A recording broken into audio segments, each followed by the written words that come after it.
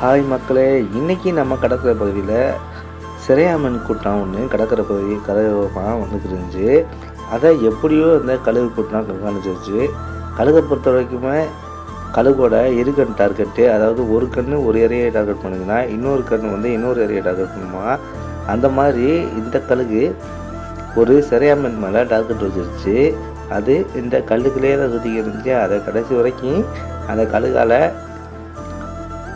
தூக்க முடியல. அதுக்கு என்ன காரணம்னா, சரியா கல்லுக்கு உள்ளே தெரிஞ்சனால தலைவனால் இறங்க முடியல. நான் சரி இந்த கழுகை எப்படி வேட்டையாடினேன், எனக்கு நல்ல ஒரு வீடியோ எடுத்துடலாம் அப்படின்னு நானும் பொறுமையாக காத்திருந்தேன். பாருங்கள் எவ்வளோ பக்கத்தில் வரைக்கும் வருதுன்னு. கழுகுகிட்ட இருந்து நம்ம கற்றுக்கிற வேண்டியது ரொம்ப விஷயம் இருக்குது.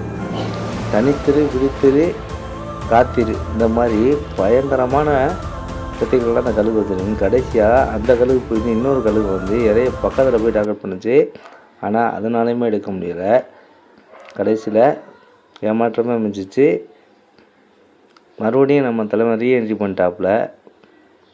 அந்த இறை மேலே தான் அந்த கழுகு குறியாக இருந்துச்ச இதை மற்ற எதை பற்றியுமே கவலைப்படல.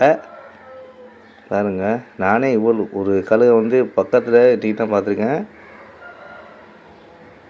கடைசியில் இறையை தேடி தேடி அழைச்சிக்கிட்டு தலைவன் போய் சேர்ந்துட்டாங்க. ரொம்ப நன்றி மக்களே.